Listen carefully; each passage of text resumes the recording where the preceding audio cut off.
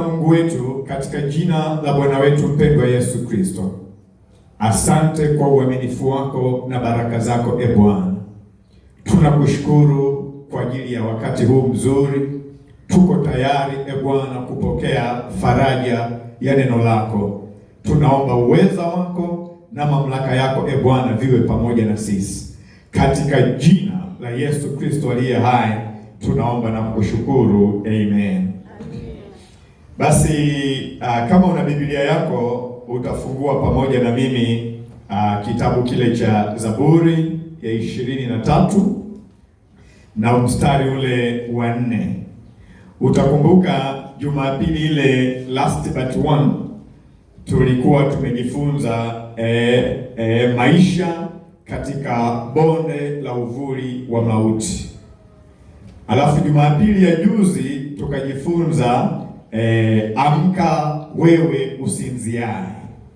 Lakini leo Mungu ametupa tena somo lenye kichwa kinachosema faraja ya Mungu katika bonde la uvuli wa mauti. Glory be to God. Na Biblia inasema kwenye Zaburi ya 23 mstari wa 4, anasema naam, nijapopita kati ya bonde la uvuli wa mauti, sitaogopa mabaya. Gongo lako na fimbo yako vyanifariji. Gongo lako na fimbo yako vyanifariji. Faraja ya Mungu katika bonde la uvuli wa mauti. Glory be to God. Nisikilize kwa makini. Kama kuna kitu ambacho ni hitaji kubwa la mwanadamu, kama kuna hitaji kubwa la mwanadamu, basi ni faraja. Hitaji kubwa la mwanadamu sio fedha, sio mali, sio nyumba, sio chochote. Hitaji kubwa la mwanadamu ni faraja. Unaweza ukawa na pesa nyingi, lakini ukikosa faraja, tumeona wenye pesa wakijinyonga. Tumeona wenye pesa wakivurugukiwa kabisa. Unaweza ukawa na cheo, lakini kama ukikosa faraja, cheo kinapoteza maana.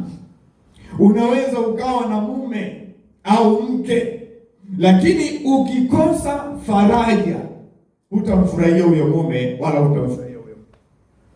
Unaweza ukawa ni mtumishi, lakini ukikosa faraja,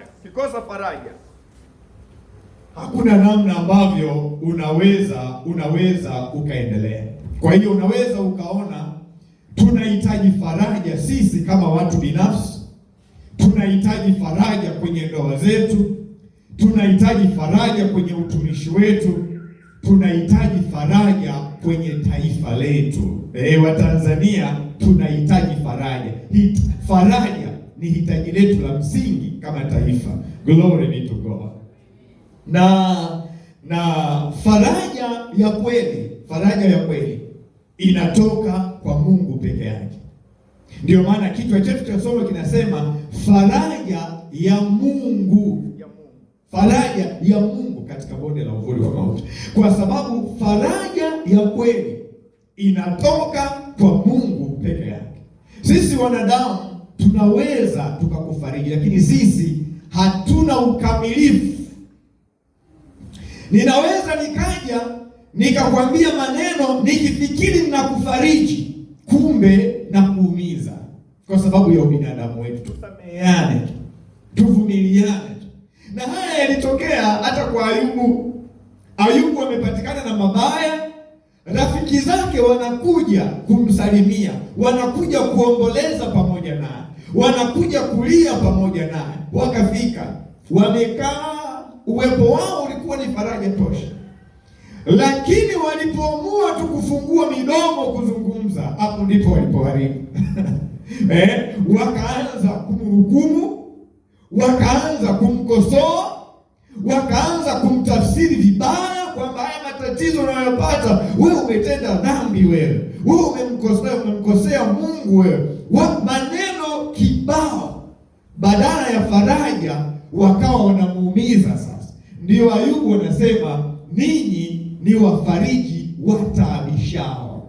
Ndio maana nataka nikujengee msingi tu kwamba faraja ya kweli usiitegemee kwa wanadamu. Wakikufariji shukuru Mungu, lakini maisha tulionayo sasa tunaumizana sana kuliko kufarijiana. Tunaumizana sana kuliko kufarijiana. Kwa hiyo ni vizuri kila mtu katika nafasi yake. Kama wewe ni baba, jiulize. Hebu nitafutie microphone nzuri. Kama wewe ni baba, jiulize, unatoa faraja au unatoa maumivu kwenye hiyo familia yako? Kama wewe ni mchungaji, jiulize, unatoa faraja au unapeleka maumivu kwa watu wako? Kama wewe ni mwanasiasa, jiulize, unatoa faraja kwa wananchi wako au unapeleka maumivu tu? Kumbuka, faraja ni hitaji kubwa la mwanadamu awaye yoyote. Glory be to God. Tusipeleke maumivu, tupeleke faraja. Bwana Yesu asifiwe sana. Sasa faraja inatakiwa kumjenga mtu. Faraja inatakiwa kumsimamisha mtu tena, sio kumpa maneno ya kumfurahisha tu. Unaweza ukapewa maneno ya kufurahisha, lakini hiyo sio faraja. Faraja ni zaidi ya kupewa maneno ya kufurahisha. Faraja inatakiwa kumjenga mtu, inatakiwa kumuimarisha mtu, inatakiwa kumuimarisha mtu. Faraja inatakiwa kumrudishia mtu matumaini. Faraja inatakiwa kumleta mtu karibu na Mungu, sio kumpeleka mbali na Mungu. Hapana, faraja yoyote lazima imlete mtu karibu na Mungu. Faraja ya Mungu wakati mwingine inakuja kwa kukemea. Sio kama ambavyo tumezoea kwamba tunataka watu wakitufariji waje na maneno mazuri, waje na maneno ya kutubembeleza ndio faraja. Kwa Mungu haiko hivyo. Faraja ya Mungu wakati mwingine inakuja kwa kukemea na maonyo. Utanielewa huko mbele. Faraja ya Mungu inaweza kuja kwa marekebisho. Faraja ya Mungu inaweza kuja kwa kukukumbusha ahadi zake. Ndio maana anasema kwenye Zaburi ya 119 mstari wa 50, anasema hii ndiyo faraja yangu katika taabu yangu, kwamba ahadi zako zimenihuisha. Faraja yangu katika bonde langu la uvuli wa mauti ni ahadi yako, ni neno lako, ni maonyo yako, ni maelekezo yako, ni mafundisho yako, kwa sababu hayo ndiyo yananihuisha, hayo ndiyo yananipa uzima. Glory be to God. Bwana Yesu asifiwe. Bwana Yesu asifiwe. Wahubiri sisi tunaweza tukakupa maneno ya kukufurahisha ambayo faraja yake ni ya kitambo kidogo tu, lakini Mungu aliye hai, faraja yake itakuimarisha, faraja yake itakuleta karibu na yeye, faraja yake itakuelekeza, faraja yake itakupa matumaini. Hata kama uko kwenye hali ya kulia, lakini unasikia faraja moyoni. Hata kama mazingira hayajabadilika, lakini unasikia utulivu fulani rohoni. Hiyo ndiyo faraja ya Mungu aliye hai. Glory be to God. Mimi nitakwambia tu kwa jinsi ya nje, siwezi kuingia moyoni mwako na kukupa utulivu moyoni mwako, siwezi. Anayeweza kuingia moyoni mwako na kukupa utulivu ni Mungu peke yake. Ndio maana tunasema faraja ya Mungu katika bonde la uvuli wa mauti. Glory be to God. Sasa bonde la uvuli wa mauti, kama tulivyosema Jumapili ile, last but one, kwamba bonde la uvuli wa mauti ni hakika. Bonde la uvuli wa mauti ni kitu halisi, ni kitu kipo, na kila mwanadamu kwa wakati tofauti tofauti lazima atapita katika bonde la uvuli wa mauti. Na unapokuwa kwenye bonde la uvuli wa mauti, hitaji lako kubwa sio mtu awaye yoyote.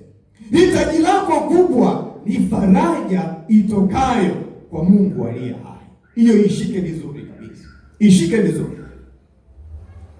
Bonde la uvuli wa mauti. Sasa unaniuliza ni kitu gani? Nakukumbusha tu ni kitu gani? Tulisema kwamba bonde la uvuli wa mauti ni aina yoyote ya mateso, ni aina yoyote ya shida, taabu, hali ngumu anayopitia mtu na mambo yanayofanana na hayo: magonjwa, kukataliwa, mashambulizi ya nguvu za giza na vitu vinavyofanana nayo. Hiyo yote inatoa tafsiri ya bonde la uvuli wa mauti.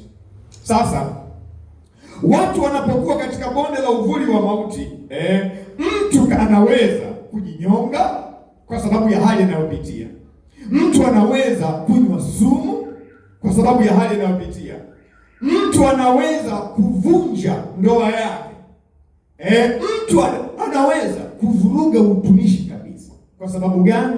Kwa sababu ya maumivu na hali anayopitia katika bonde la uvuli wa mauti. Mtu anaweza akakataa ndugu zake kabisa, akasema mimi sitaki ndugu hata mmoja. Shida ni nini? Maumivu anayopitia katika bonde la uvuli wa mauti. Kwa hiyo hitaji kubwa la mtu anayepita kwenye bonde la uvuli wa mauti sio kitu kingine, narudia tena, ni faraja ya Mungu. Faraja ya Mungu. Sasa unawezekana unauliza swali kwenye akili yako, kwani faraja maana yake nini? Faraja maana yake nini? Faraja ni hali ya moyo kupata utulivu. Chukua hiyo. Faraja ni hali ya moyo kupata utulivu, kupata tumaini na nguvu mpya. Faraja ni hali ya moyo kupata utulivu, kupata tumaini na kupata nguvu mpya baada ya kupita kwenye hali ngumu, baada ya kupita kwenye huzuni na mateso na changamoto za namna hiyo. Sasa anayeweza kuugusa moyo wako na kuupa utulivu, anayeweza kuugusa moyo wako na kukupa tumaini, anayeweza kuugusa moyo wako na kukupa nguvu ni Mungu peke yake. Ndio maana tunasema faraja ya Mungu kwako katika bonde la uvuli wa mauti. Na ndio maana kwenye Wafilipi sura ya 4 mstari wa 6 na wa 7 anasema msijisumbue kwa neno lolote. Maana yake masumbufu yatakufanya ukose utulivu wa ndani. Anasema msijisumbue kwa neno lolote, bali kwa kusali na kuomba na kushukuru haja zenu zijulikane kwa Bwana.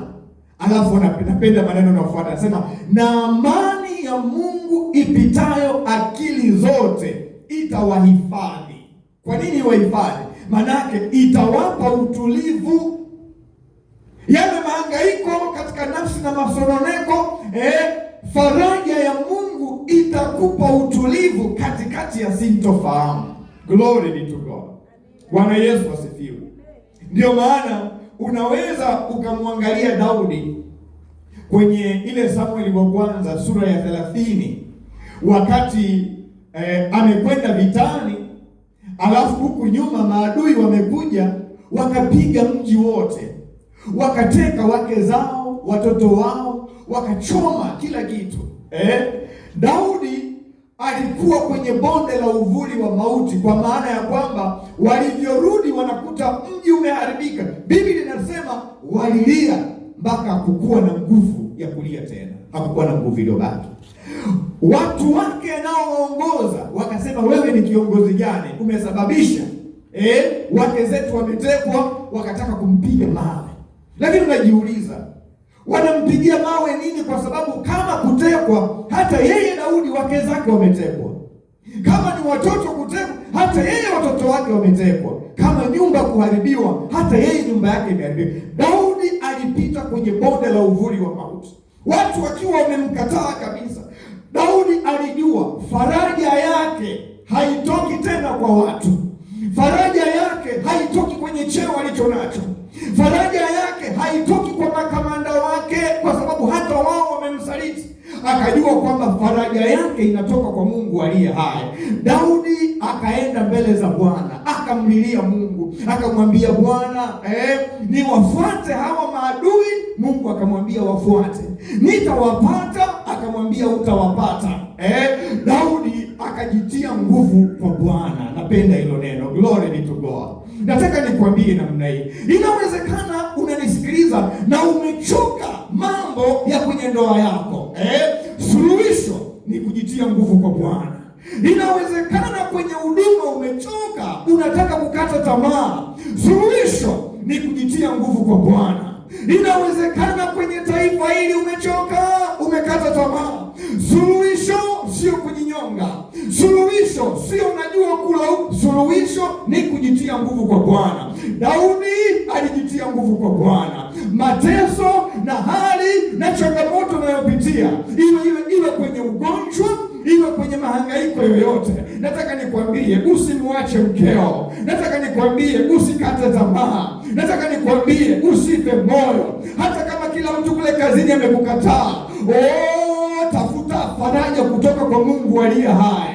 Faraja ya Mungu wetu ndiyo ushindi wetu, kwa sababu faraja ndiyo itakayokupa kustahimili, kuvumilia na kupita kwenye bonde la uvuli wa mauti. Saa hiyo pesa yako haiwezi, saa hiyo cheo chako hakiwezi, saa hiyo marafiki wote wamekukataa, saa hiyo hakuna mtu kulia wala kushoto.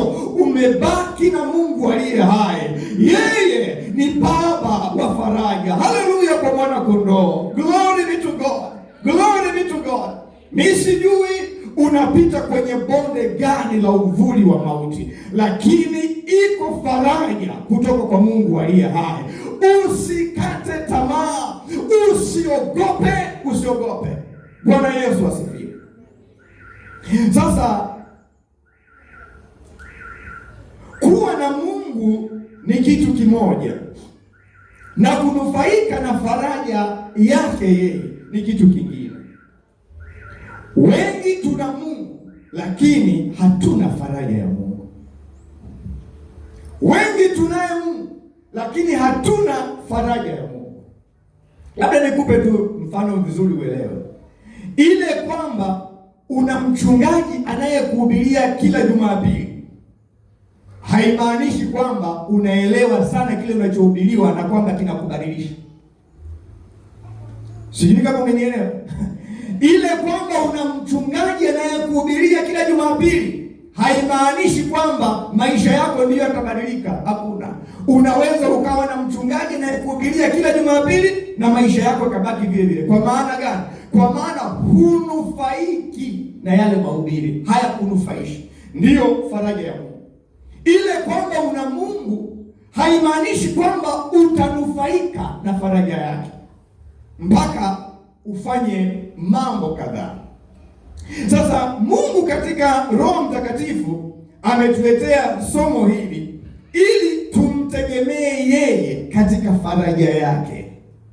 Mara nyingi tumetegemea fedha kwamba itatufariji, tumetegemea watu kwamba watatufariji, tumetegemea vyeo. Mungu huwa anapiga hivyo vyote, anaondoa kila mtu. Unafikiria of all the people, hata huyu ameniacha.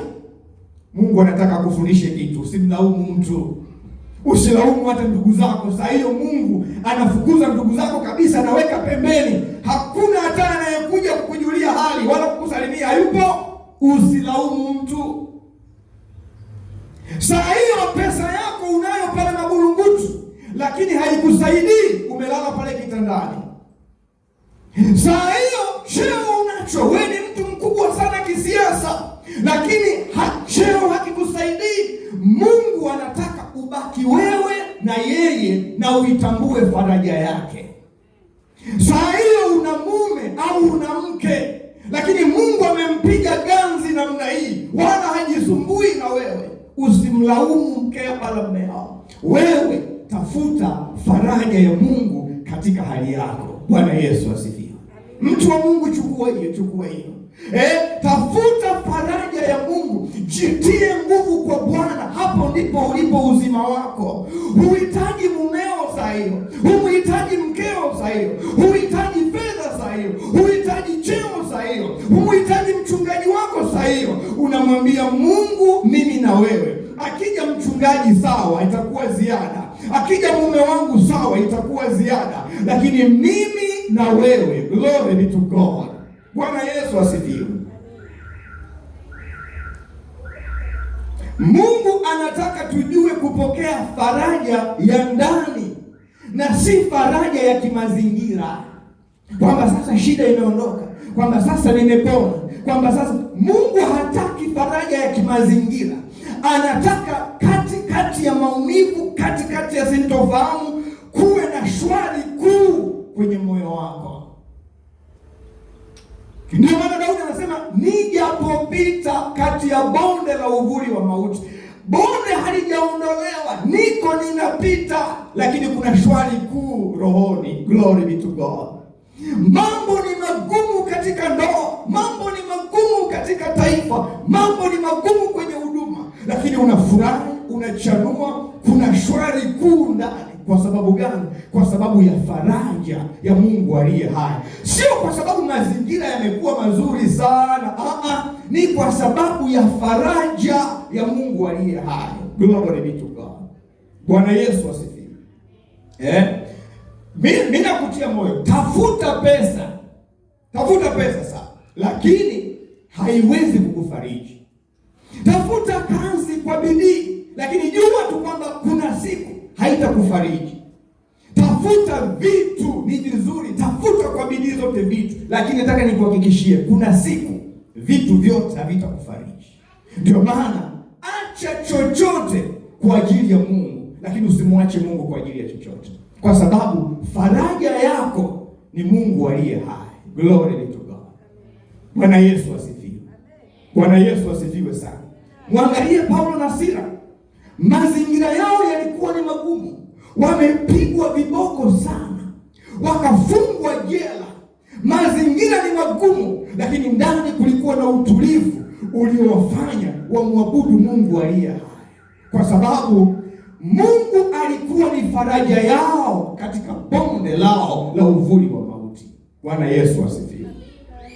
Mungu anataka ujue kuwa hakuna bonde la uvuli wa mauti linaloweza kufuta uwepo wake alipo, wala hakuna giza linaloweza kuzima faraja yake halipo.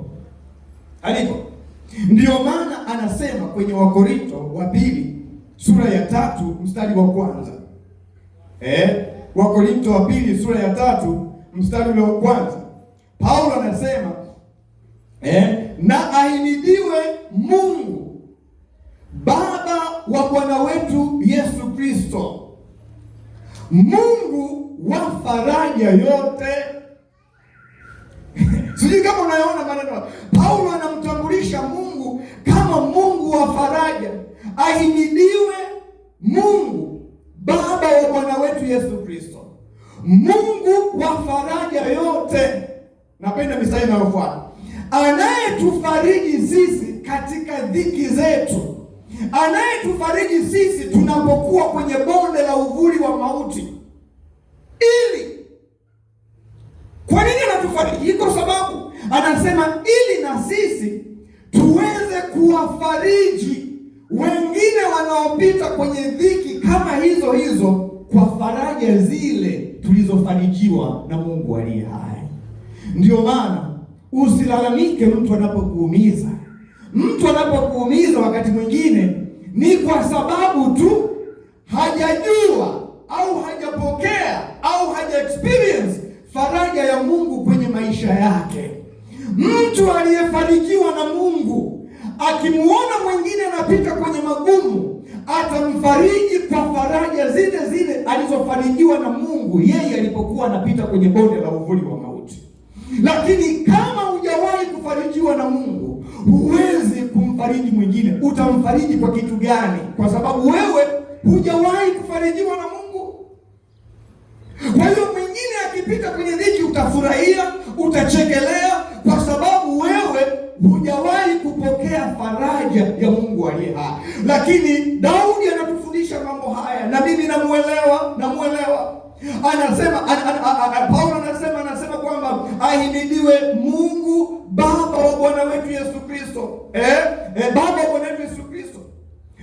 Mungu wa faraja yote, anayetufariji katika dhiki zetu, ili na sisi tuwafariji wengine.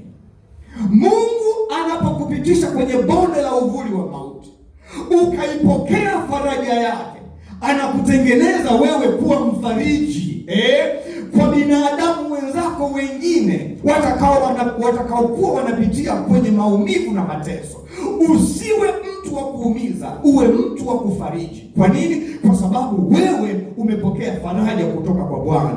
Ndio maana usije kutegemea kwamba unaweza kupewa faraja na mwanasiasa asiyemjua Mungu. Hakuna. Mwanasiasa asiyemjua Mungu atakuumiza hivi, anakuangalia usoni na anacheka namna hii, anakuumiza. Kwa nini? Hajawahi kufarijiwa na Mungu aliye hai. Bwana Yesu asifiwe. Na ndio maana wakati mwingine wachungaji tunakuwa na mapito magumu sana, hayana mfano, magumu sana. Kwa nini? Kwa sababu Mungu anataka tu experience faraja yake katika bonde la uvuli wa mauti, ili sisi tuweze kuwafariji wale tunaowaongoza. Unafikiri kama mimi sijawahi kulala na njaa, ukija kuniambia umelala na njaa, mimi nitakuelewa? Siwezi kuelewa. Mpaka kama nimepitia hiyo hali, alafu Bwana akanifariji. Unafikiri kama hujawahi kufiwa na mzazi, baba au mama, mtu akikwambia nimefiwa na baba au mama, unafikiri utaelewa? Huwezi kuelewa vizuri, huwezi.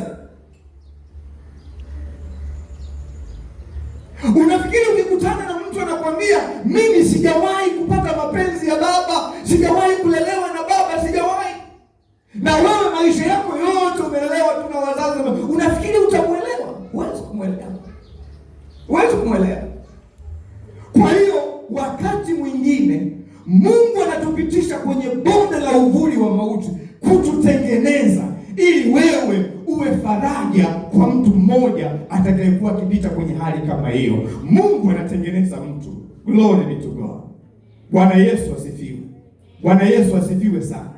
Sasa nataka tujenge mawazo hapa, tujenge fikra. Kama Daudi anazungumzia bonde, nataka kuamini hakuna bonde bila mlima. Si ndio ndugu zangu? Unaweza ukazungumzia bonde bila mlima. Yaani ukizungumzia bonde ujue kuna mlima, ukizungumzia mlima ujue kuna bonde. Hivi vitu viwili haviachani. Hakuna bonde bila mlima. Sasa kwa nini Daudi asiseme nijapopita kati ya milima? Anatuambia nijapopita kati ya bonde. Kwa nini bonde na si milima? Nisikilize kwa makini. Ndugu zangu, mlima huwakilisha ushindi. Mlima huwakilisha furaha. Mlima unawakilisha mafanikio. Lakini maisha hayakai mlimani wakati wote. Chukua hiyo vizuri sana. Hayakai mlimani siku zote. Sio kwamba utakuwa kwenye kilele cha mafanikio siku zote. Sio kwamba utakuwa na furaha siku zote. Sio kwamba utakuwa na ushindi siku zote. Maisha hayakai mlimani wakati wote. Kuna wakati utapita kwenye bonde. Usisikie vibaya. Huo ndio uhalisia wa maisha. Vijana mlio hapa, chukueni hiyo. Huo ndio uhalisia wa maisha. Mlimani utajiona wewe, lakini bondeni utamhitaji Mungu. Wakati mwingine unapokuwa mlimani ni kama vile unaona humhitaji Mungu vile, Una cheo, una kazi nzuri, una afya nzuri, uko mlimani, uko uko mlimani. Hata maombi hutaki tena wakati huo. Sadaka unatoa kwa kulazimishwa tu.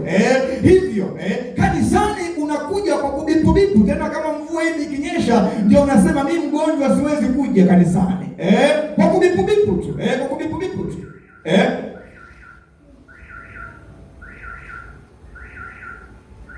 Mlimani utajiona wewe, lakini bondeni utamhitaji Mungu. Mlimani utaona nguvu zako, cheo chako, mafanikio yako, uzuri wako utauona mlimani, lakini bondeni utakutana na udhaifu wako. Bondeni utagundua huwezi bila Mungu. Katika bonde utamlilia Mungu kwa dhati. Huwezi kumlilia Mungu kwa dhati ukiwa mlimani. Utamlilia Mungu kwa dhati unapokuwa kwenye bonde. Mlimani utajiamini, lakini kwenye bonde utamwamini Mungu aliye hai. Mlimani ni sehemu ya kuonekana, kila mtu anakuona, lakini bondeni ni sehemu ya kutengenezwa. Kwenye bonde ni sehemu ya kufinyangwa. Ndani ya bonde tabia yako inatengenezwa. Ndani ya bonde imani yako inakomazwa. Ndani ya bonde utu wako wa ndani unabadilishwa. Ndani ya bonde la uvuli wa mauti. Bondeni kuna giza, kwenye bonde kuna hofu, kwenye bonde kuna mashambulizi, kuna mashaka.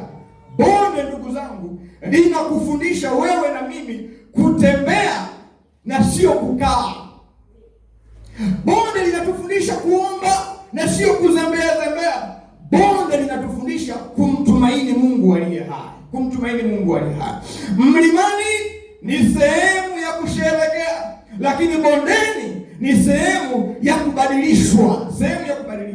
Mlimani utashangiliwa na watu, lakini bondeni Mungu anakujenga na kukutengeneza. Kuna watu hivi sasa wako kwenye bonde, Mungu anawatengeneza. Wako kwenye bonde, Mungu anawaunda. Inawezekana ni bonde la magonjwa, inawezekana ni bonde la kiuchumi na kupungukiwa, inawezekana ni bonde unajua la kukataliwa na watu, inawezekana ni bonde unajua la kujisikia tu mpweke, bonde la kuonewa wivu. Uko kwenye hilo bonde, Mungu ndio anakutengeneza, Mungu ndio anakufinyanga. Ukitoka utatoka mwenye ujasiri, ukitoka utatoka mwenye hekima, ukitoka utatoka mwenye kumtumaini Mungu aliye hai. Hutaweza kujitumainia mwenyewe, hutaweza kutumainia fedha zako. Utasema fedha ni nzuri na zitafuta kwa nguvu zangu zote, lakini tumaini langu nitaliweka kwa Mungu aliye hai. Kwa nini? Kwa sababu umetoka kwenye bonde. Mwanamke mzuri hatoki mlimani, anatoka kwenye bonde. Kijana mzuri, mwanaume mzuri hatoki mlimani, anatoka kwenye bonde. Mchungaji mzuri anatoka kwenye bonde.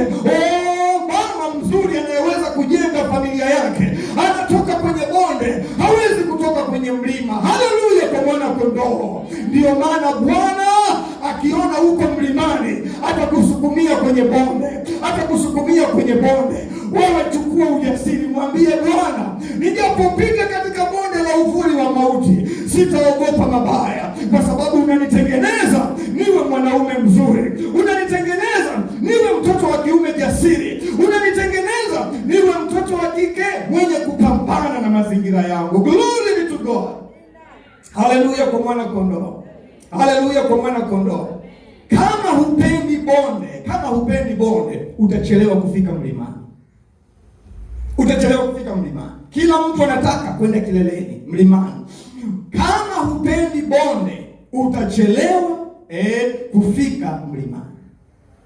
Yesu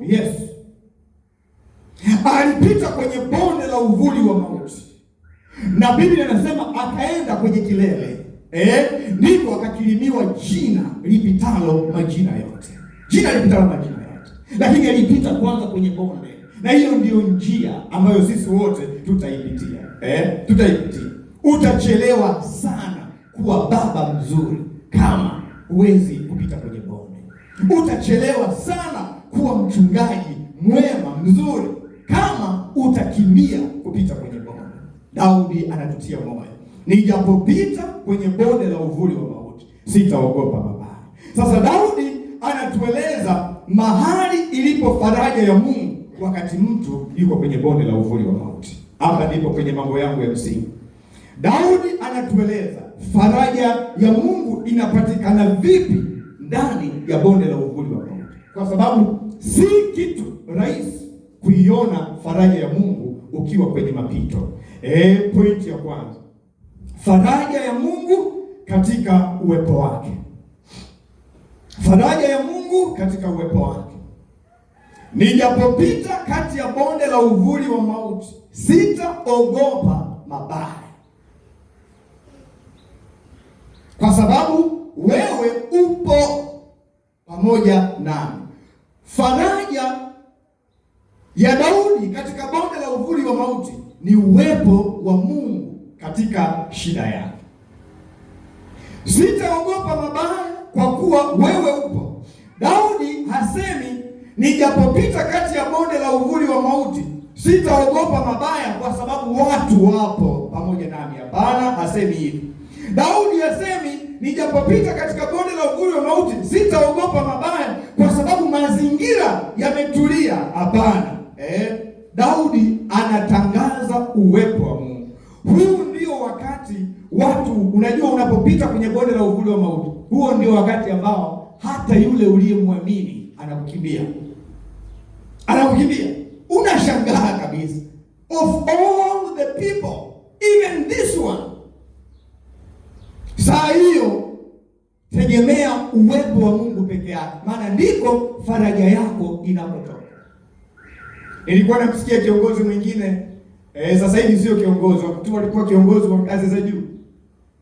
Ameweka hadharani, anasema napitia maisha magumu sana kwa sababu watu wote wameniacha. Wakati ule nilikuwa tu nikimuita huyu kaja, nikisema hivi kimefanyika, watu wanakuja hivi wanakuja. Anasema sasa hivi wale wote waliokuwa karibu yake hawapo tena. Hawapo tena. Daudi aligeukwa mpaka na mshauri wake wa karibu anaitwa Ahithofeli. Mpaka mshauri wake karibu aligeuka. Ndio maana Daudi anapoongea mambo haya, yani ni experience ya maisha yake. Anasema msiri wangu niliyeambiana naye mambo yote tuliyokula chakula pamoja, ameniinulia kisigino, ameniacha. Kilichomsaidia Daudi ni kutambua uwepo wa Mungu. Uwepo wa Mungu ulimsaidia Daudi kutafsiri kiusahihi kile anachopitia. Shika hii pointi vizuri. Uwepo wa Mungu kwenye bonde la uvuli wa mauti unakusaidia kutafsiri ugumu wa mazingira yako kwa mtazamo wa kimungu. Shika hiyo vizuri, itakusaidia. Uwepo wa Mungu unakusaidia kutafsiri kwa usahihi kwa nini unapitia kwenye mazingira unayopitia. Kama Ayubu angekosa tafsiri sahihi ya kile anachopitia, leo tungempoteza, tusingekuwa tunajifunza kutoka kwake. Na marafiki zake walijaribu kumpotosha ili awe na tafsiri potofu ya kile anachokipitia. Lakini yeye alijua, sema mimi sijamkosea Mungu bwana. Mimi sijamkosea Mungu. Na alimuhimidi Mungu katika ugumu wa mazingira yote, alimwabudu Mungu. Alijua kwamba mimi sina hatia mbele za Bwana, lakini Mungu anajua kwa nini napitia kwenye hali hii. Kwa hiyo Daudi anasema bonde la uvuli wa mauti. Hasemi kwamba ni mauti yenyewe. Yaani nataka hapa unielewe vizuri zaidi. Anasema ni uvuli. Uwepo wa Mungu umemsaidia kuona kwamba haya sio mauti yenyewe. Huu ni uvuli. Hiki ni kivuli tu. Unaogopaje kivuli? Ni bonde la uvuli wa mauti na si mauti yenyewe. Yamekuwa mauti yenyewe sawa. Sasa maana yake namwambia hivi, mateso unayopitia kwenye ndoa yako, mateso unayopitia kwenye huduma sio mauti, hayatakuua. Hiyo ni uvuli tu. Sijui kama unanielewa. Ni uvuli tu. Sasa unaogopaje kivuli? Hiyo tafsiri Daudi aliipata baada ya kutambua uwepo wa Mungu. Ndio uwepo wa Mungu kamsaidia kuona kwamba unaogopa nini? Unaogopa kivuli? Haya sio mauti yenyewe. Ndio maana anasema nijapopita kwenye bonde la uvuli wa mauti. Nataka nikwambie namna hii, changamoto unayopitia kwenye ujana wako sio mauti yenyewe, hiyo ni kivuli tu. Changamoto unayopitia kwenye usichana wako haitakuangamiza, ni kivuli tu. Changamoto tunayopitia kwenye taifa letu sio mauti yenyewe, ni kivuli tu. Changamoto unayopitia kwenye utumishi, isikukatisha tamaa, kwa sababu ni kivuli tu. Tujapopita katika bonde la uvuli wa mauti, hatuwezi kuogopa mabaya, kwa sababu hayo sio mauti yenyewe. Hakuna kufa hapo, iko ni kivuli. Ndio maana ukiangalia, nikupe mfano huu napo cement hii point yangu kwenye ile Hesabu sura ile ya 14 mstari wa kwanza mpaka wa 8 wa 9 kule, ukisoma hiyo story hapa tunawaona wapelelezi 12 wale, lakini tunaona wapelelezi 10 wakiwa kwenye bonde la uvuli wa mauti, hofu ya adui, bonde la uvuli wa mauti. Wameshindwa kutambua uwepo wa Mungu wakiwa kwenye bonde la uvuli wa mauti. Angalia hasara walioipata, kwa sababu hawakutambua uwepo wa Mungu, wakapoteza usaidizi wa kutafsiri hali yao wanayopitia, wakapoteza tafsiri ya kimungu.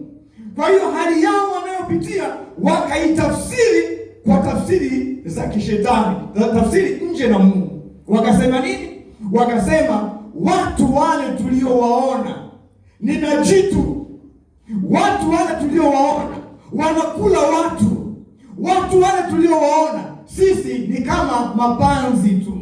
Nani aliwapa hiyo tafsiri? Ni kwa sababu walipoteza uwepo wa Mungu, hawakuona uwepo wa Mungu. Kwa hiyo hakuna kilichokuwa kinawasaidia kutafsiri hali yao wanayopitia, walipoteza namna hiyo. Kwa hiyo wakaona mauti kwenye bonde la uvuli wa mauti na hawakuona kivuli,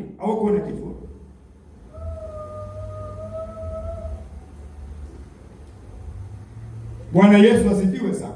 Lakini wale wawili Joshua na mwenzake Caleb, wale walitambua uwepo wa Mungu wakiwa katikati ya bonde la uvuli wa mauti. Uwepo wa Mungu ukawapa tafsiri sahihi, namna wa kuliona tatizo lao katika jicho la Mungu aliye hai. Walisema nini? Angalia ule mstari wa 8. Anasema ikiwa Bwana anatufurahia, atatuingiza katika nchi hii, atupe iwe yetu. Manake wanamtambua Mungu wakiwa katika bonde. Uwepo wa Mungu ukawasaidia kutafsiri tatizo lao, tukio lao katika hali ya jicho na ufahamu wa kimungu. Mstari wa 9 anasema lakini msimuasi Bwana wala msiwaogope wale wenyeji wa nchi, maana hao ni chakula chetu. Wakati hao wanawaona wale ni majitu, hawa wawili wanawaona wale ni chakula. Hebu unaona hiyo tafsiri inavyotofautiana. Uwepo wa Mungu unawasaidia hawa wawili kuwaona maadui kwamba ni chakula chao, na kwamba uvuli wao umeshaondolewa, hawana nguvu tena. Walipata wapi hiyo tafsiri? Uweponi wa Mungu aliye hai. Tishio ni kubwa. Maadui wanaonekana ni kweli giants, lakini tafsiri ya kimungu inawaambia iko ni chakula chenu. Uweponi mwa Bwana iko ni chakula chenu. Unapopita kwenye bonde la uvuli wa mauti kwenye ndoa yako, uwepo wa Mungu utakusaidia kudogosha hilo tatizo, na litakuza ukuu wa Mungu, na utapita salama. Glory be to God. Bwana Yesu asifiwe sana. Lakini kama hautautambua uwepo wa Mungu, kwa sababu hawa jamaa walivyokosa kutambua uwepo wa Mungu, wakatafuta mtu awarudishe Misri. Hebu imagine, wanakuta kiongozi awarudishe Misri. Kama unapita kwenye changamoto kwenye ndoa yako na huoni uwepo wa Mungu, utatafuta watu wa kushauri kutoka kwenye hiyo ndoa. Utawakataa wote wanaokushauri ubaki. Utatafuta wale ambao unataka kusikia kwao wanakuambia unafanya nini kwenye ndoa hiyo mpaka hivi sasa. Hujaondoka tu, utawatafuta hao wa kukutoa kwenye ndoa. Kama unapita kwenye bonde la uvuli wa mauti kanisani, utatafuta watu wa kukuambia kukwambia achana na hilo kanisa. Utatafuta watu wa kukwambia usiende ibadani. Utatafuta watu wa kukwambia hama kanisa. Kwa nini? Kwa sababu umekosa uwepo wa Mungu wa kukupa tafsiri sahihi kwenye changamoto unayopitia. Mtu wa Mungu, shika hii vizuri. Faraja ya Mungu katika bonde la uvuli wa mauti ni uwepo wake, kwa sababu uwepo wake ndio unatupa tafsiri ya kile tunachokipitia. Alafu Mungu anatuimarisha namna hii. Glory be to God. Bonde la uvuli wa mauti lilikuwa ni hilo hilo kwa wale 10 na ni hilo hilo kwa wale 2, lakini 10 walifeli, lakini hawa 2 walitoka kwa ushindi. Maumivu ni yale yale, situation ni ile ile, lakini 10 walipotea, 2 wakatoka kwa ushindi mkubwa na Mungu aliwaonekania. Nataka nikwambie, matatizo ya ndoa tunayoyapata ni almost ni yale yale tu. Hakuna jipya, hakuna jipya. Kama unadharauliwa kwenye ndoa, na wengine wanayapata tu hayo hayo. Kama unajua umetelekezwa, na wengine wanayapata tu hayo hayo. Kama sijui unatukana matusi, na wengine wanayapata tu hayo hayo. Kama umekuwa cheated, na wengine tu wanayapata. Lakini wako wanaoshinda. Kwa sababu gani? Wametambua uwepo wa Mungu, na uwepo wa Mungu umewapa tafsiri sahihi ya kile unachokipitia. Glory be to God. Bwana Yesu asifiwe. Pointi ya pili, faraja ya Mungu inapatikana wapi kwenye bonde la uvuli wa mauti? Nazo pointi 3 tu. Faraja ya Mungu katika gongo lake. Faraja ya Mungu katika gongo lake. Anasema gongo lako na fimbo yako vyanifariji. Nataka tuzungumzie gongo. Daudi analeta uzoefu wake wa kichungaji. Mchungaji alipokuwa anachunga, alikuwa anashika gongo na anashika fimbo. Sasa nianze na gongo. Gongo wote tunafahamu gongo. Gongo ni fimbo nene, fupi, nzito, na hutumika kupigia wanyama wakali wanaokuja kula kondoo. Inatumika kupigia maadui. Na sasa kwa jinsi ya rohoni, gongo ni nguvu za Mungu aliye hai. Mungu ni nguvu ya Mungu aliye hai ya kukulinda. Gongo ni mamlaka ya Mungu dhidi ya adui zako. Kwa hiyo Daudi anasema gongo lako lanifariji. Ni gongo la nani? Sio gongo la mchungaji. Sio gongo la kanisa lako, sio gongo la nabii wako, sio gongo la mtume, ni gongo lake nani? Mungu. Anasema gongo lako lanifariji. Huna Mungu, huna gongo lake. Kwa sababu faraja ya Mungu inatoka kwenye gongo lake, inatoka kwenye mamlaka yake, nguvu zake na uweza wake kutupigania dhidi ya maadui. Ndugu zangu, tuna faraja ya ulinzi wa Mungu wakati tunapita kwenye bonde la uvuli wa mauti. Kumbuka nilikwambia experience ya Daudi. Lile bonde la uvuli wa mauti lilikuwa limejaa wanyama wakali. Kurarua kondoo. Unapopita kwenye bonde la uvuli wa mauti, ndipo ambapo shetani anaongeza mashambulizi. Akiona umekata tamaa tu kwenye ndoa, anakuletea mapepo ya kukukandamiza zaidi. Anakuletea maadui wa kukupa pressure zaidi. Anakuletea hofu zaidi. Kwa hiyo kunakuwa na mashambulizi double. Moja linaanzisha jingine. Lakini nataka nikwambie, usikate tamaa. Faraja ya Mungu iko kwenye gongo lake. Hata kama hatuoni, lakini Mungu kwa gongo lake anapiga maadui zetu. Glory be to God. Nataka nikwambie hivi. Laiti Mungu angekufungua macho, ungeona maadui tulionao kwenye ulimwengu wa roho ambao Mungu anatupigania nao. Wengine hata watu wadui, ungeshangaa na usingemwacha Mungu, ungempenda Mungu vibaya sana. Kwa sababu tuna maadui wengi hujawahi kuona kwenye ulimwengu wa roho na kwenye ulimwengu wa mwili. Lakini faraja yetu, gongo lake linatufariji. Ndio linapiga maadui zetu. Glory be to God. Unapojua kuwa Mungu ana gongo, hutatetemeka mbele ya adui. unakuwa una uhakika kwamba kuna anayekupigania vita. Unajua kwamba unahitaji faraja ya ulinzi kutoka kwa Mungu aliye. Ndio maana mpaka leo uko hai. Kwa sababu gani? Gongo lake na fimbo yake. Wengine wakati wanazaliwa pale ilikuwa between death and life. Ni mnyang'anyano namna hii. Mnyang'anyano. Shetani anataka kuua mtoto. Mungu ameshika gongo, anapiga maadui namna hii. Anapiga maadui namna hii mpaka mtoto anazaliwa. Mama anataka kupoteza uhai, anajifungua. Shetani ameshatuma malaika zake, wanataka kuchukua mama, aache mtoto. Mungu anapiga na gongo lake namna hii. Mtoto anazaliwa na uhai wa mama unakuja namna hii. Mungu ameushikilia. Wewe uelewi. Kule kazini unakwenda, watu wamekutegea vitu mbalimbali, uelewi, lakini umetoka umemwamini Mungu aliye hai. Mungu anapangua watu kwa gongo namna hii, anapiga maadui kwa gongo namna hii. Ndio maana mpaka leo unadumu hapo kazini. Kama ni kulogwa, umeshalogwa sana, lakini wameshindwa. Kwa sababu gani? Gongo lake ndio faraja yetu. Tumelala usingizini, gongo la Mungu linapiga wachawi, gongo la Mungu linapiga majini, gongo lake na ni faraja yetu. Glory be to God. Bwana Yesu asifiwe. Unamwachaje Mungu wa namna hiyo? Unamwachaje?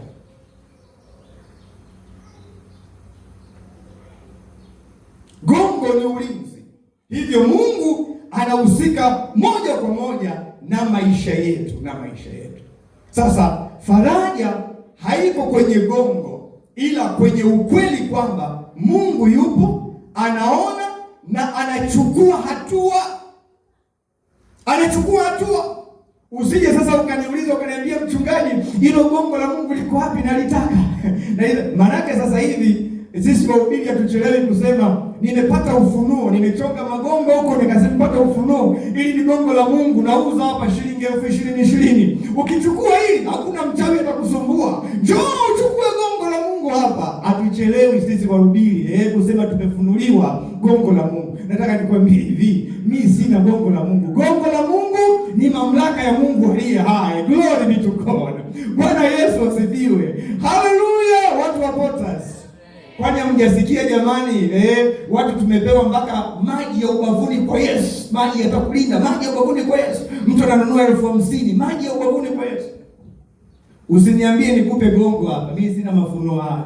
Ufunuo alionipa Mungu ni kwamba gongo lake ni mamlaka yake, ndio inayokulinda dhidi ya wachawi, ndio inayokulinda dhidi ya mapepo. Kama kuna gongo lingine huko sijui la maji na nini sijui, lakini gongo la Mungu aliye hai, Daudi analozungumzia ni mamlaka ya Mungu aliye hai. Anatafsiri mamlaka ya Mungu aliye hai katika uzoefu wake wa kichungaji, kwamba mchungaji anashika gongo kulinda kwa ndoa wake. Mamlaka ya Mungu ndio inayotulinda kwenye ndoa zetu. Mamlaka ya Mungu ndio inayotulinda dhidi ya adui zetu. Glory be to God. Muangalie Daudi wakati anapigwa vita na Sauli. Sauli alikuwa ni adui mkubwa. Gongo la Mungu au mamlaka ya Mungu ndio iliyomlinda Daudi. Kwa hiyo Daudi anaposema gongo lako lanifariji, anamaanisha sana faraja ya Mungu katika gongo lake. Bwana Yesu asifiwe. Pointi yetu ya mwisho, faraja ya Mungu katika fimbo yake. Gongo lako na fimbo yako vyanifariji. Wangapi mnafahamu ile fimbo ya kiaskofu, ile fimbo ya kiaskofu? Huku juu imekunjwa, si ndio? Wachungaji ndio walikuwa wanashika fimbo za namna ile. Kuchapia kondoo, kuwaleta kwenye njia iliyo sahihi, na akipotea namna hii anatumia na mvuta kumrudisha mahali sahihi. Kwa hiyo Daudi anatafsiri faraja ya Mungu kupitia experience yake, uzoefu wake wa kichungaji, jinsi alivyokuwa anawapa faraja kondoo wake, na ndivyo ambavyo anamtazama Mungu kwa namna hiyo. Kikawaida hii ni fimbo kama nilivyosema, yenye mkunjo huko juu, hutumika kuongoza kondoo, kuwavuta kondoo waliopotea na kumsaidia kondoo katika udhaifu wake.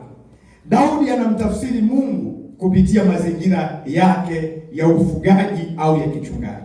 Sasa kwa jinsi ya kiroho, tunapokuwa katika bonde la uvuli wa mauti, Mungu huwa anaturekebisha pale tulipopotoka. Chukua hii vizuri kabisa. Bonde la uvuli wa mauti ni sehemu ambayo Mungu anatumia faraja ya fimbo yake kuturekebisha pale tulipopotoka. Uwe mchungaji, kuna namna huo unapotoka. Uwe muumini, kuna namna huo unapotoka. Mungu hutumia fimbo yake kama faraja unapokuwa kwenye bonde la uvuli wa mauti. Mungu anaturekebisha pale tulipopotoka, kama nilivyosema. Mungu anatuongoza katika njia sahihi. Fimbo yake katika bonde la uvuli wa mauti inatupa faraja, kwa sababu inatuongoza katika njia sahihi. Kama mpaka Mungu anatumia fimbo kutuchapa, kutuongoza kwenye njia sahihi, faraja yetu ni kwamba tunaamini kwamba bado sisi ni wake. Kama sisi tusingekuwa wake, ana haja gani ya kutuchapa na fimbo na kutuongoza na fimbo yake? Angetuacha. Lakini tunafarijika kwamba hata katika hali hiyo Baba hajatuacha, sisi ni wa kwake. Sisi ni wa kwake. Ndio maana unapoona mzazi, awe mchungaji au mzazi kwa jinsi ya mwili, anapokuonya, anapokukemea, hukupaswa kuchukia, ulipaswa kufarijika kwamba kumbe mimi ni mtoto ninayependwa na mchungaji wangu. Napendwa na mchungaji wangu. Ndio maana anafanya nini? Ndio maana ananionya. Ndio maana anatumia fimbo kunielekeza. Bwana Yesu asifiwe sana. Amina. Bwana Yesu asifiwe sana. Amen. Lakini anasema sehemu nyingine, anasema kwamba mwana anayempenda yeye anamkemea na kumrudi. Anamkemea na kumrudi.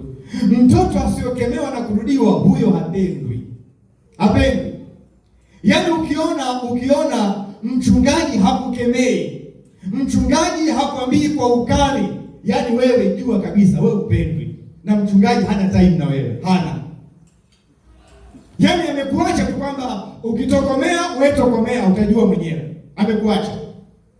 Lakini ukiona kuna sauti inakuja ya kimaelekezo, jua huyo mchungaji ana commitment na maisha yako, anajali maisha yako na sio vinginevyo. Lakini mimi nimekemea, siji tena kanisani. Wewe umepotea hivyo. Umepotea. Maana hujui kwamba unapendwa. Kwa hiyo ukiwa kwenye bonde la uvuli wa mauti, faraja yetu ni fimbo ya Mungu aliye hai. Kwa sababu kule tunapata maelekezo kupitia fimbo yake, kule tunaongozwa kupitia fimbo yake. Mungu anatupa nidhamu. Rehema zake zinaturudisha katika njia sahihi. Mungu, ndugu zangu, hatulindi tu dhidi ya maadui, lakini bali anatuelekeza pia. Kwa hiyo unapojua kwamba Mungu ana fimbo, unajua kwamba huwezi kupotea. Na hata ukikosea, njia ya Mungu ni kukurekebisha kwa upendo. Na ndio maana watu wengi wanaogopa pale Mungu anapowapa nidhamu, pale Mungu anapowanidhamisha.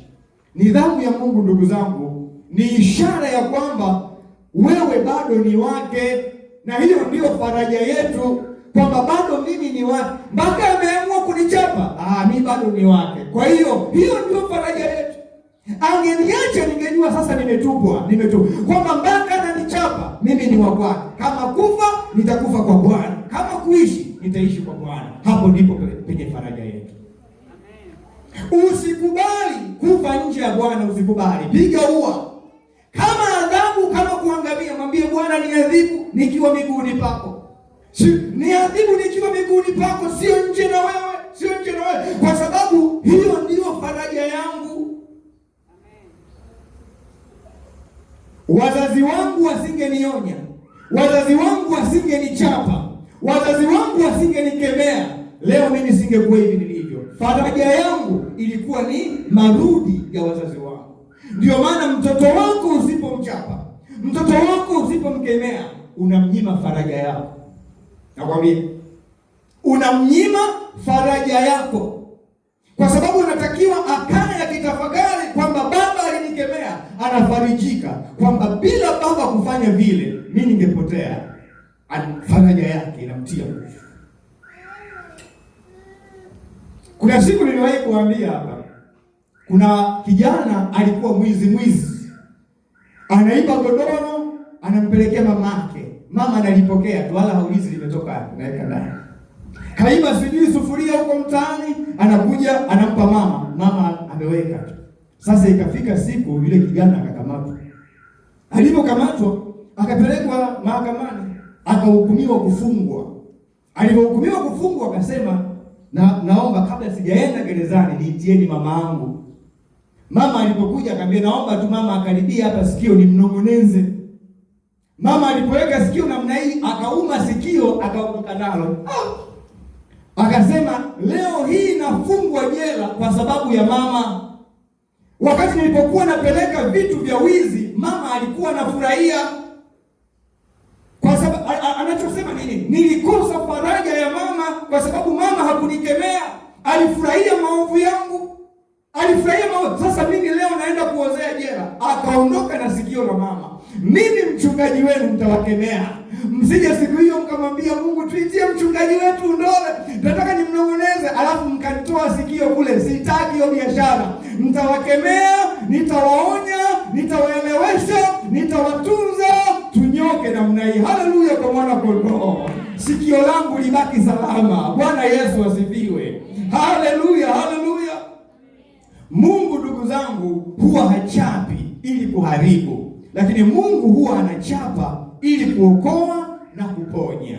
Mungu anapokuonyesha, anapokunyosha au anapokuonya ni uthibitisho wa kwamba anakupenda. Fimbo na gongo lake vyote vinakufariji. Ukipokea gongo bila fimbo utakuwa salama, lakini utakuwa bila mwelekeo.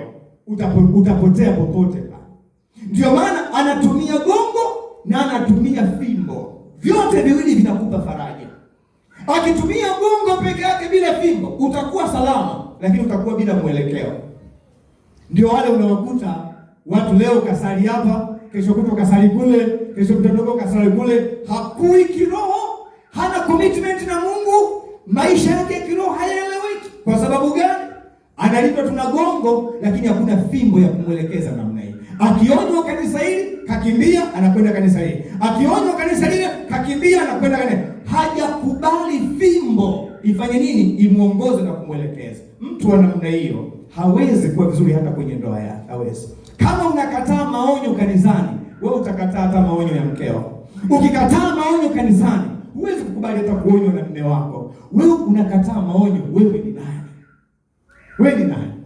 Ni Mungu peke yake. Hata ninaonyeka tu kwa sababu mimi ni mwanadamu. Ni mwanadamu. Ukikubali na kutii, ukikubali kuonywa, utakaa salama. Mtu anayeonyeka kanisani, huyo atakubali hata kuonywa na mume wake, hata sikia vibaya. Mtu anayeonyeka kanisani atakubali kuonyeka hata na mke wake. Hata na mke wake. Lakini kama mchungaji amekushindwa, mimi nataka nikuhakikishie, hayuko mwanamke atakuweza. Kama mchungaji amekushindwa na maonyo yake akakuacha namna hii, hayuko mwanaume atakuweza.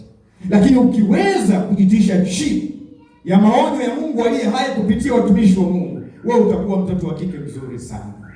Utakuwa mtoto wa kike mzuri sana. Utakuwa mtoto wa kike mzuri sana. Utakuwa mtoto wa kiume mzuri sana.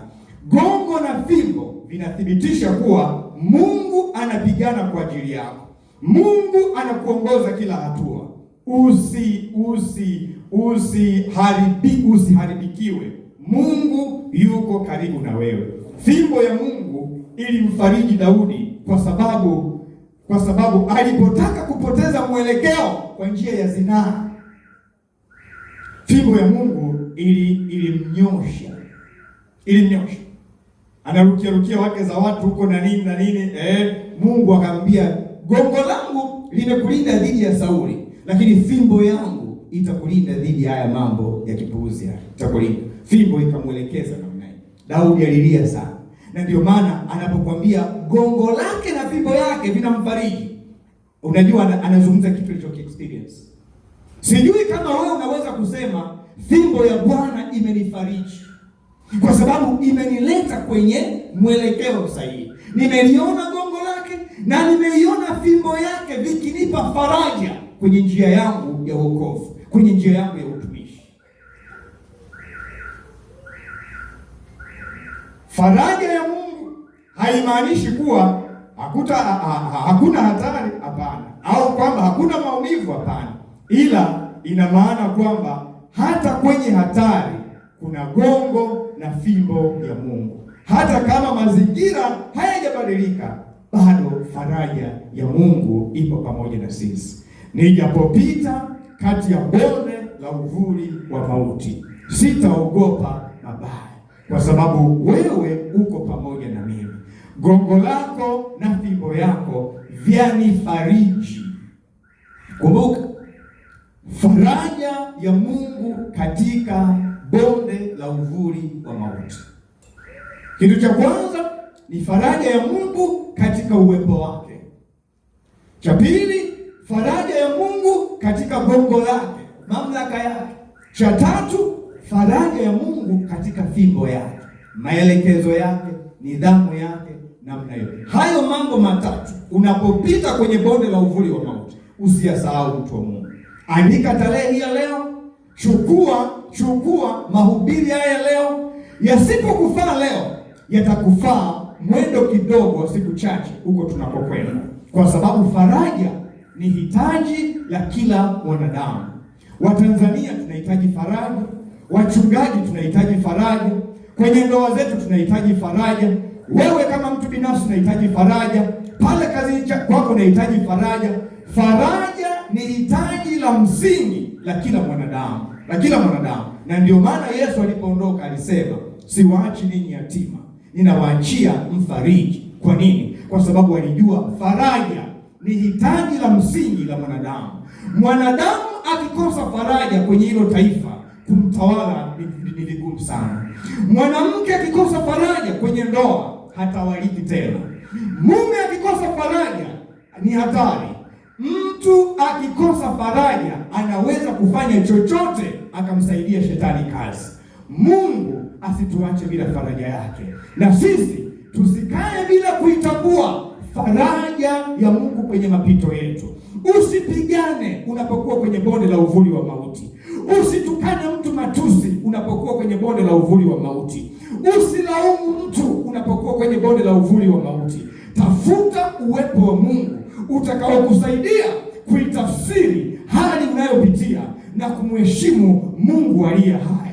Tambua mamlaka ya Mungu aliye hai dhidi ya maadui, dhidi ya shetani na kila uharibifu uliokusudiwa juu ya huduma yako, juu ya ndoa yako, juu ya maisha yako. Lakini kubali maelekezo na mafundisho ya Mungu aliye hai, kwamba hapa nilikosea, maelekezo ya Mungu yanataka nijisaishe. Hapa nilipotoka, kiboko cha Mungu kinanielekeza namna hii. Kubali kurejeshwa na Mungu aliye hai. Haleluya kwa mwana kondoo. Funika macho yako hapo hapo ulipo. Funika macho yako hapo hapo ulipo, mtafakari Mungu. Tafakari Mungu. Kama hujawahi kupita kwenye bonde la uvuli wa mauti, nataka nikupe uhakika, lipo, linakuja. Likija, unatakiwa kufanya nini? Usikate tamaa, usijiue, usilaumu mtu. Huo ni wakati wako wa Mungu kukutengeneza. Huo ni wakati wako wa Mungu kukutengeneza kwenye utu wako wa ndani. Usiangalie mazingira ya nje, wewe angalia Mungu anavyokusuka kwenye utu wako wa ndani, kukuimarisha. Ulikuwa mzembe kwenye maombi, Mungu anakutengenezea msuli wa kuomba. Hapo ndipo mahali pa kumlilia Bwana. Hapo ndipo mahali pa kuona uwepo wa Mungu. Hapo ndipo mahali pa kumwambia Bwana, nimekosa. Hapo ndipo mahali pa kumwabudu Mungu aliye hai. Hapo ndipo mahali pa kutengenezwa. Hiyo ni njia ya kukupandisha kwenye mlima. Ukikataa kupita kwenye bonde, unachelewa kwenda mlimani, unachelewa kwenda mlimani.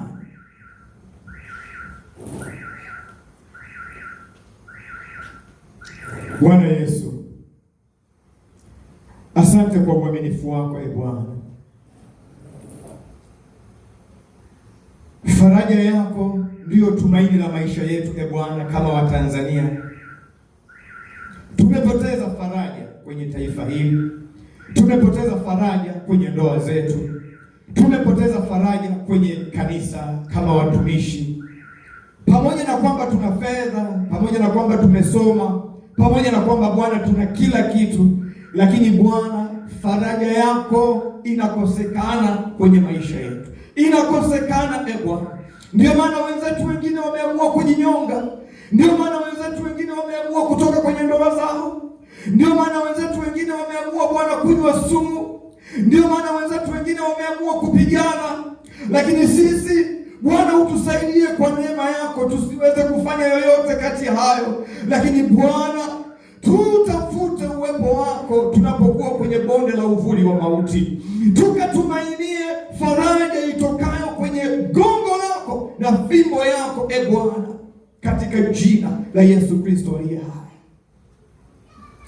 Yamkini yuko mtu Bwana, mabwana, anakusikia hivi sasa, anasikia neno hili Bwana live au kwa njia ya social media Bwana, amekata tamaa, anajisikia vibaya, amepoteza tumaini, anatamani Bwana kutoka kwenye ile ndoa, anatamani kuingia kwenye madawa ya kulevya, anatamani Bwana, mabwana, kuua ndugu zake, anatamani kumwaga damu, moyo umejaa maumivu. Yesu, wewe ulipoondoka ulisema hautuachi yatima, utatuachia msaidizi, Roho Mtakatifu ambaye atatufariji. Ninaomba upako wa faraja sasa ukashuke Bwana kwa kila anayesikia neno hili, upako Bwana wa faraja asiyoweza mtu kupokea kutoka kwa mtumishi awaye yote, kutoka kwa mchungaji awaye yote, kutoka kwa mwanadamu awaye yote.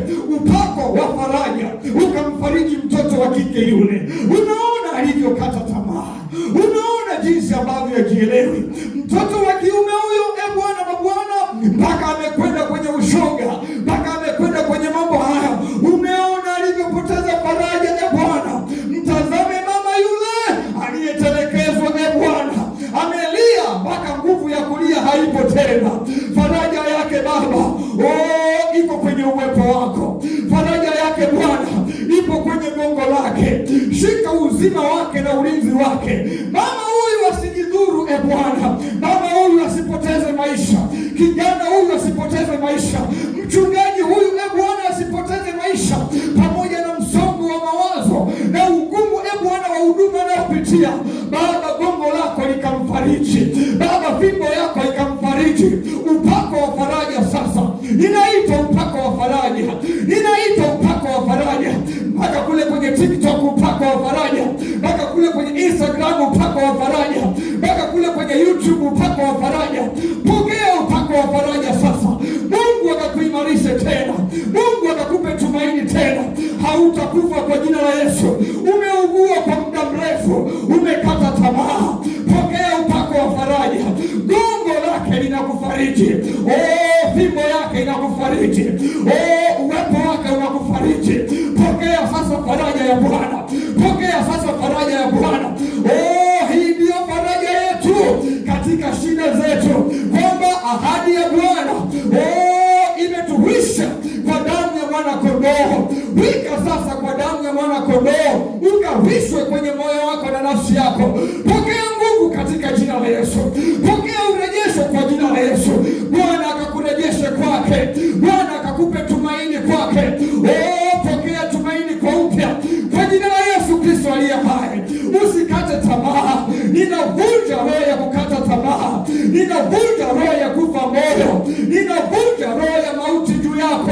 Toweka kwa damu ya mwana kondoo, toweka kwa damu ya mwana kondoo. Ujana wako ukaimarike tena, usichana wako ukaimarike tena, utumishi wako ukaimarike tena, umama wako ukaimarike tena, kwa jina la Yesu Kristo aliye hai, kwa jina la Yesu Kristo aliye hai, kwa jina la Yesu Kristo aliye hai, kwa jina la Yesu Kristo unakuimarisha sasa, unaimarika katika utu wako wa ndani, katika jina la Yesu Kristo aliye hai na kwa damu ya mwana kondoo.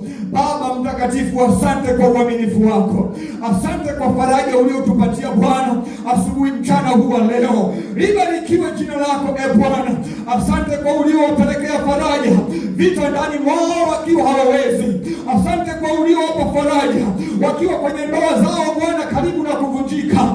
Asante Bwana mabwana kwa watumishi unaowainua tena Jehova, katika jina la Yesu Kristo aliye hai.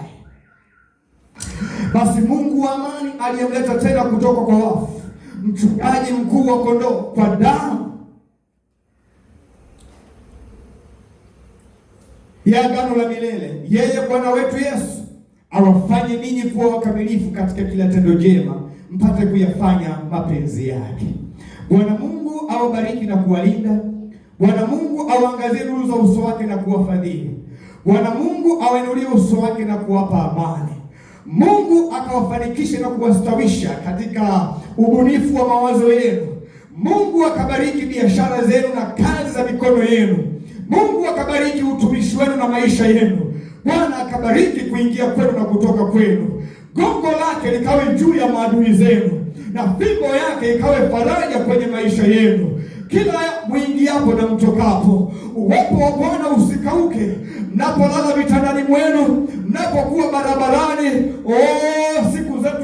siku zetu zote za maisha yetu, na sisi tukakae nyumbani mwa Bwana milele, katika jina la Mungu Baba na la Mwana na la Roho Mtakatifu. Amen. Mungu awabariki sana. Mungu awabariki sana. Asanteni. Ibada yetu imeishia hapa. Msalimie jirani yako, mtakie baraka za Mungu aliye hai.